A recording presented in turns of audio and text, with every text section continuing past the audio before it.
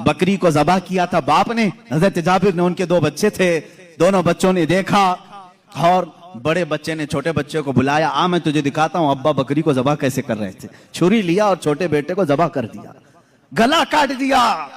اور جیسی خون نکلنے لگا, ماں نے دیکھا, گھبرائی, بچے کو پکڑنے کے لیے کہ چاقو اس کے ہاتھ میں تھی.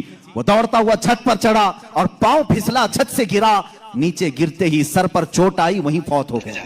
سبحان اللہ. ایک ساتھ 2 بچوں کا انتقال. کس وقت؟ جس وقت حضور کی دعوت گھر میں ہو رہی.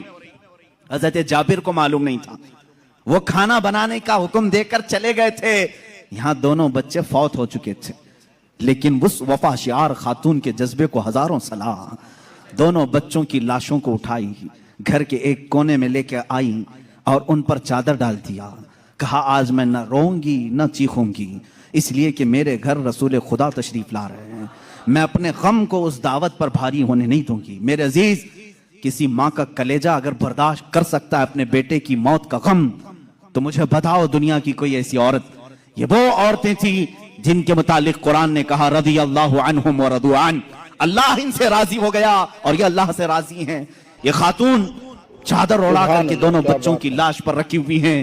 میرے آقا صلی اللہ علیہ وسلم جس وقت گھر میں آئے, کھانے کے لیے دسترخوان پر جب بیٹھے, آپ نے لقمے اٹھائے. اس کے بعد حضرت جابر سے کہا, جابر تمہارے بچے نہیں دکھتے, کہاں ہیں؟ وہ بیمار تھے.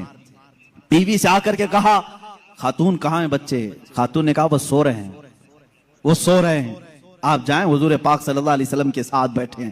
وہ آئے, کہا حضور وہ آرام کر رہے ہیں, سو رہے ہیں. حضور پاک صلی اللہ علیہ وسلم نے فرمایا جاؤ ان کو ڈھونڈ لاؤ. دوبارہ آئے, خاتون سے کہا کہ بچے کہاں ہیں؟ کہا آپ کو معلوم تھا وہ بیمار تھے. کہاں وہ بیمار تھے؟ کہا اب وہ بہت اچھی نیند میں سوئے ہوئے ہیں, نہیں اٹھیں گے. خاتون یہ کہہ رہی ہیں, اپنے شوہر کو تک ظاہر نہیں کیا. حضرت جابر دوبارہ, تیسری بار میرے آقا صلی اللہ علیہ وسلم نے فرمایا جابر مجھے اللہ کا حکم ہے کہ میں تیرے بیٹوں کے ساتھ کھاؤں. حضور پاک صلی اللہ علیہ وسلم دسترخوان سے اٹھ گئے, کھانا رکھا ہوا تھا, اندر خود چل کر کے آئے, خود پوچھا کہ کہاں سو رہے ہیں, مجھے بھی دکھا دو.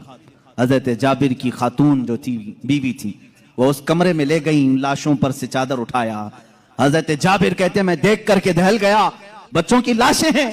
اللہ کے نبی صلی اللہ تعالی علیہ وسلم قریب گئے, دونوں بچوں کے ہاتھوں کو پکڑا اور کہا بہت دیر سے ہم تمہارے انتظار میں, اٹھو دسترخوان بچھا ہے. دونوں بچے اپنے کپڑے جھاڑتے ہوئے کھڑے ہو گئے. عیسیٰ علیہ السلام کے مردوں کو زندہ کرنے کا معجزہ تم نے سنا ہوگا.